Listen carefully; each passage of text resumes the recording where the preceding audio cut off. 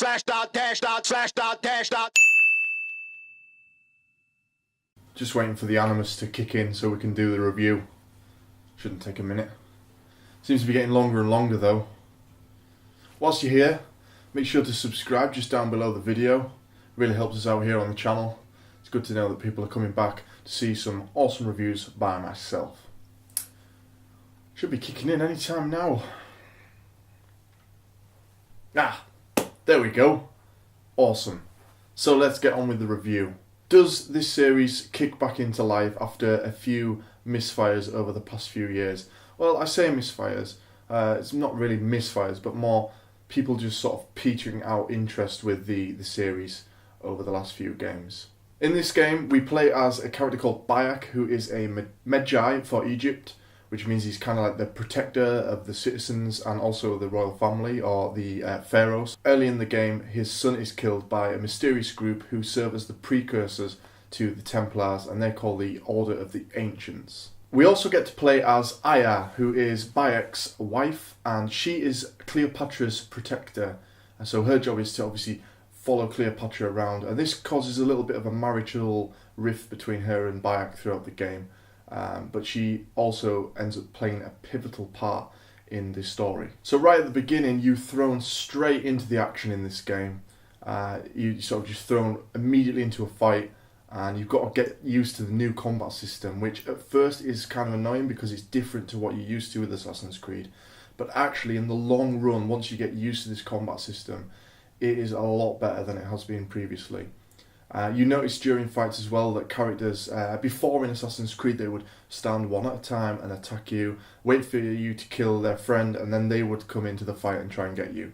But in this game, they come at you sort of more all together, so you have 3 or 4 around you and they will each just come in and attack you, slashing at you, and you have to really sort of play off that, try and block, try and dodge, and then get your attack in. And I think it's really paid dividends them changing the combat system for this game. We see some small changes to the game throughout actually, and one of them is also when you're travelling, you're doing the long distance and you get on your camel or your horse, you can auto travel. You can hold X, and what that does is it puts you into a state of auto travel. And if you're going towards a mission, you can click triangle and your horse will automatically take you to that location.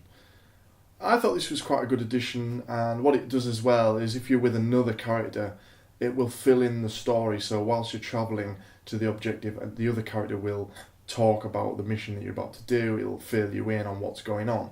Kind of similar to what you see in Grand Theft Auto. There's a skill tree in this game again, different to the ones previously, but it lets you pick the skills that you want to do, and it branches off into different paths, you know, just like any sort of skills tree in a game.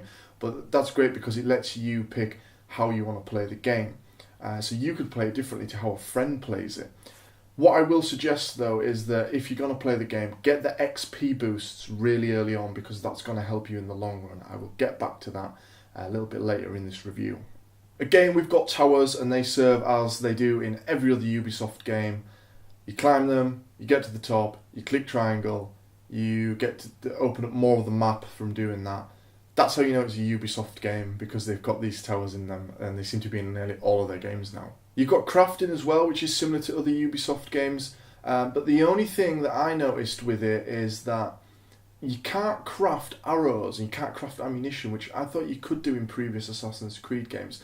Now, unless I'm being stupid and have missed that, then that's okay. But I couldn't find a way to craft arrows or ammunition, and I thought that was sort of deeply missing from the game, because there was often times when I'd be low on ammunition or low on arrows, and I needed them, and I thought, well, why can't I quickly craft some?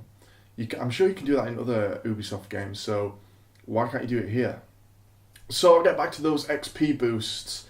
Now, you're gonna need them, because the way the game works is that all the missions have got XP, or have got levels to them. So the main missions will be like, say you're level 8, there will be level 10, and that means you need to get your XP up to that level so that you're strong enough to take on the missions.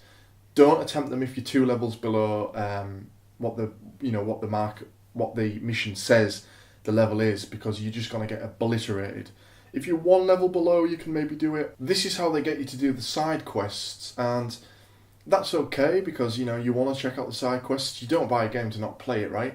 You want to play all the little aspects of the game. The only problem is that it becomes at times like an XP grind. I found myself, I think I spent 3 days trying to level up, and obviously because I was trying to review the game, I wanted to get through it as fast as possible. I was getting to main missions and I wasn't able to do them because I wasn't strong enough. So I had to do side quests to level up. And as I say, it became a bit of a grind for that. Fortunately, you get XP for a lot of things in the game.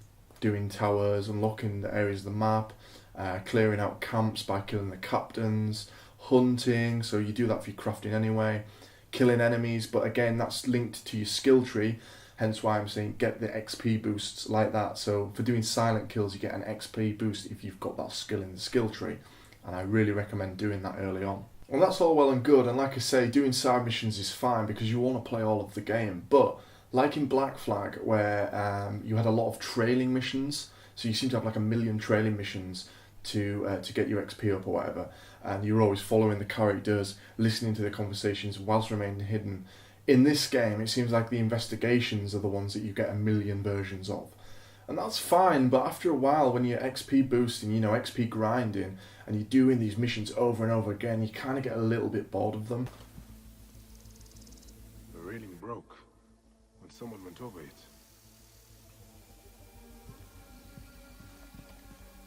Blood. Still fresh. So here we go, another investigation. I can smell the burnt flesh. It seems to be the popular side quest in Assassin's Creed Origins. Of course, in Black Flags we had the tailing missions, and it seems in this one it's the investigations that are the main one. Pretty much all you do is go around This jar and does not belong here. find I think there's clues. movement inside. I mean, it was okay at first, but when you do like them over and over again, it starts to wear a bit thin. So it was nice that in Origins we get a story in the modern day. In the last few Assassin's Creeds, it's been there, but it's been a faceless character that's supposed to be you portrayed into the game, which I don't particularly like. I've said in previous reviews on different games that I don't like that kind of gameplay. I like it to be an actual character. So we get that here with a girl called Layla, who is an Abstergo employer, or an ex-Abstergo employer, I guess. And she got disgruntled with how they were treating her. So to prove her worth, she steals some technology, and they head out into the catacombs and find Bayek's body and find Aya's body, and then she delves into their memories. So I don't really know what was going on with that. Like, they were just trying to prove their worth. It was her and a friend called Dee, I believe. They're trying to prove their worth to Abstergo, but I didn't really understand like the point of that. It doesn't really lead anywhere, which I was disappointed with, because like I say, I want that modern day story to be back in it. I liked the Desmond story, and I know a lot of people didn't like that, but I enjoyed it, and I want to see it back in Assassin's Creed. But it feels like this never really took off. There is one cutscene towards the end of the game in the modern day setting that really gets you thinking that there's going to be some sort of like big finale and big thing that leads into something more. But at the end of the game, it was just in the historical setting in Egypt. It never actually happened. Nothing happened in the modern day setting, which I was a bit confused about. I thought there was going to be a proper ending for Layla. Who knows though? Maybe you have to complete some sort of bonus stuff. That has been the case in previous Assassin's Creed games, that you have to do extra stuff to unlock certain things. That might be the case here, or maybe it's going to be some sort of DLC. I don't know. Couple of complaints then. There's lots of walking moments where you have to walk really slowly with other characters. You get this in games sometimes, and a lot of people like myself, we don't like that. I guess you guys that won't like that. I know that they do it for a narrative point of view, and it's so that you can get the story. So you'd be walking with another character, they'll be chatting, and you have to go at like a snail's pace. But it's really annoying because you just want to get on. There was one in Destiny 2 recently, and there's a few of them in this game. There's even a part where you're drunk, and I found that a little bit annoying because it just takes you ages to get the mission done. So of course Egypt is a huge country, and you pretty much cover all of that, and you even go to locations beyond Egypt. So you're going to need your map. It's kind of like a vital thing that you need throughout the game. What I found was that the marker on the map, so the mission marker that you put down, or or when you're doing the missions and you're tracking the missions, it's yellow in color. But a game that is set in like mostly desert, a yellow marker on yellow background or like sort of orangey background makes it really difficult to see. And there was times where I was like looking all over the map trying to find my marker. The only way that I was finding the best way to do it was move all the way off the map so that a marker would appear at the edge, and then I'd find it and then sort of follow it back. It's probably just me. I don't know. I don't know if other people have experienced that, but the marker should have been a different colour. Probably white or maybe blue. It would have stood out more. Should be able to do.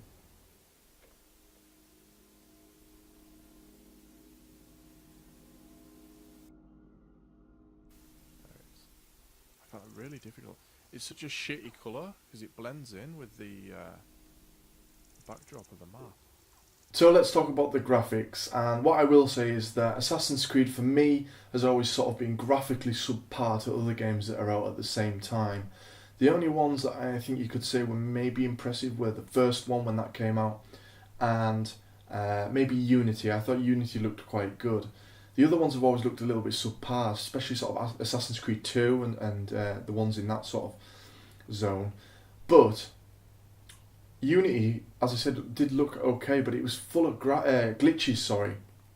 And in this game as well, I hit a few glitches. The main ones being that clipping with the environment, so clipping through walls, clipping through doors, your character that is clipping through them. Oh, clipping. That looked shit. And as well as that, I had a few hard crashes. And these hard crashes seem to always happen during the ship battle segments. Anyway, it's clearly crashed, so yeah, I'm going to end the stream. Yes, there's ship battles in it again. All you people that love Black Flag and love the ship battles in that are going to be happy. You can rejoice. You have got ship battles again in this game. They're a little bit different because, of course, of the time, you're in ancient Egypt. So the main weapons that you use during the ship battles are you have archers on your ship that fire fire arrows, over to the other ships.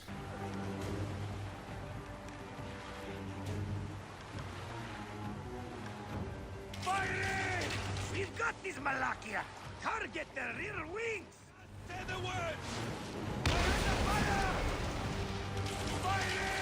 Fire! They're down. These segments were fine, but as I say, I got 3 hard crashes off these. You play the ship battle parts as Aya, and that's because Aya's story splits off from Bayek's story, and as I said, it causes a little bit of a marital rift between the two characters because Bayek wants his wife to be around, but she's committed to the cause, and so she goes off with Cleopatra, and she has to go make like deals with other nations to try and overcome the Order of the Ancients. But eventually, it will lead to both stories converging into one. Their actions across each other's stories affect each other's stories in the long run, basically. So at times you can use Senu, who is your eagle. This is whilst you're playing as Bayek, and she flies above the mission and will mark out the objective with a little yellow marker, like what I said about earlier. She will also mark out enemy locations if you spot them, and you can find treasure and weapons with Senu.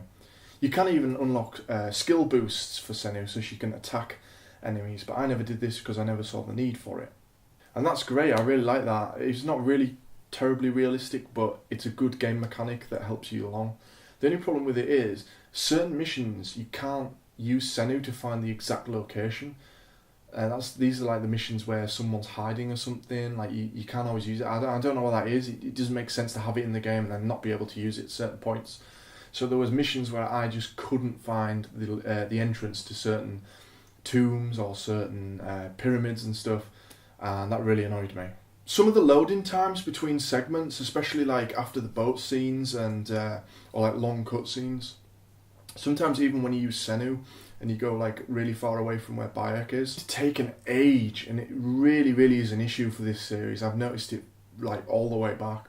really long loading times, and hopefully they get that sorted going forward, but I can't see it happening because it seems to have been an issue for as long as I remember.